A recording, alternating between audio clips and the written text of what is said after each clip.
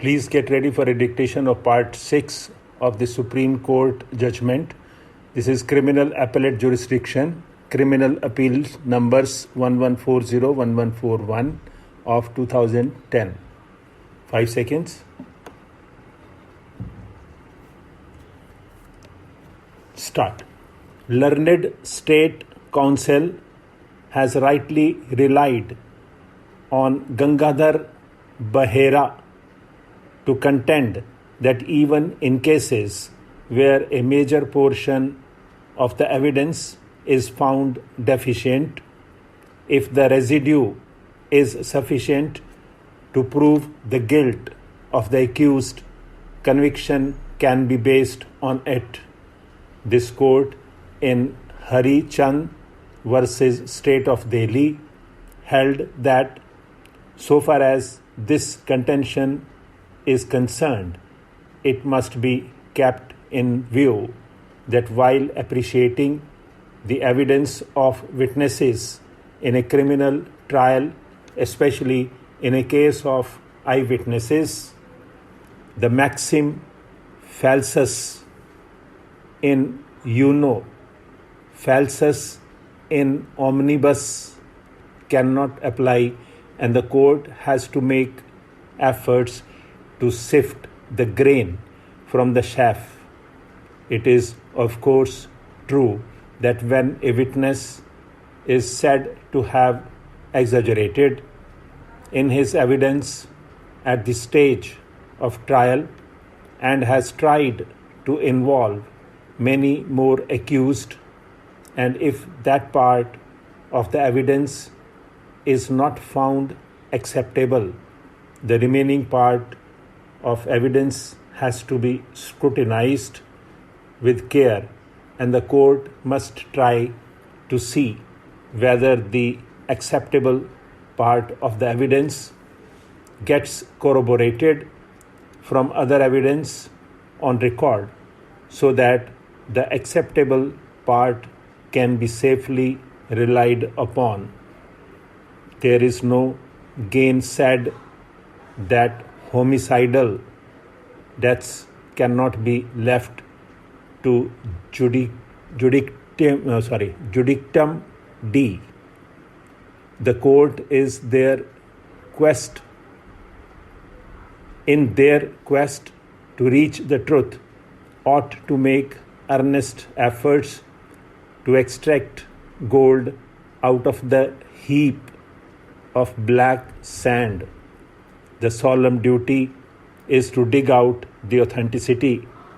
It is only when the court, despite its best efforts, fails to reach a firm conclusion that the benefit of doubt is extended. An eyewitness is always preferred to others. The statements of PW1, PW11, and PW12 are therefore to be analyzed accordingly, while being mindful of the difference between exaggeration and falsity. We find that the truth can be effortlessly extracted from their statements.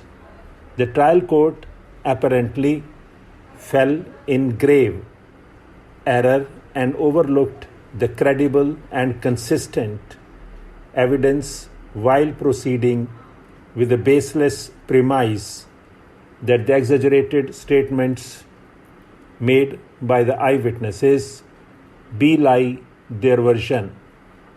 As regard to the appellant's contention that an appellate court is not justified in reversing the trial court's judgment unless it was found to be perverse, it is important to point out that in the instant case, the trial court, being overwhelmed by many contradictions, failed to identify and appreciate material admissible evidence against the appellants. The trial court misdirected itself to wrong conclusions. Suffice it to cite Babu versus State of Kerala, where this court observed that while dealing with a judgment of acquittal, the appellate court has to consider the entire evidence on record so as to arrive at a finding as to whether the views of the trial court were perverse or otherwise unsustainable. The appellate court is entitled to consider whether in arriving at a finding of fact the trial court had failed to take into consideration admissible evidence and or had taken into consideration the evidence brought on record contrary to law. There are numerous later decisions, including Aruvelu versus State, Chhabra, Triveni Rubber and Plastics versus CCE, and Basalingappa versus Mudi Basappa, where this court has firmly held that a finding contrary to the evidence is perverse. The finding of the trial court in ignorance of the relevant material on record was undoubtedly perverse and ripe for interference from the High Court.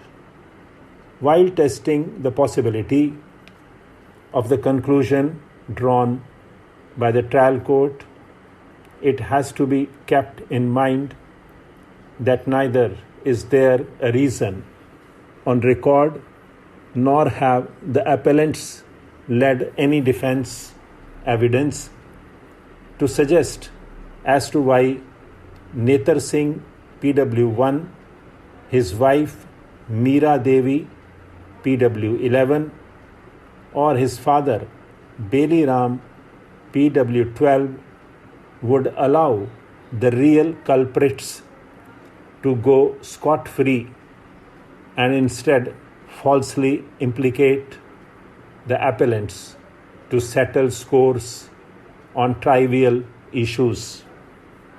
Rather, from the very beginning till their last deposition, the complainant and other injured eyewitnesses have been consistently accusing Buddhi Singh for committing murder of Swari Devi and Achar Singh for grievously hurting Beli Ram.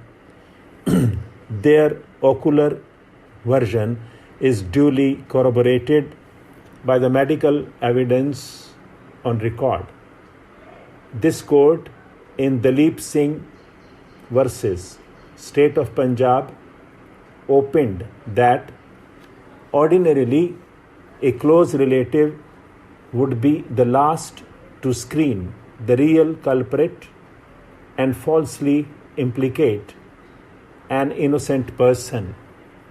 It is true, when feelings run high and there is personal cause for enmity, that there is a tendency to drag in an innocent person against whom a witness has a grudge along with the guilty, but foundation must be laid for such a criticism, and the mere fact of relationship, far from being a foundation, is often a sure guarantee of truth. However, we are not attempting any sweeping generalization. Each case must be judged on its own facts. Our observations are only made to combat what is so often put forward in cases before us as a general rule of prudence. There is no such general rule. Each case must be limited to and be governed by its own facts. Stop.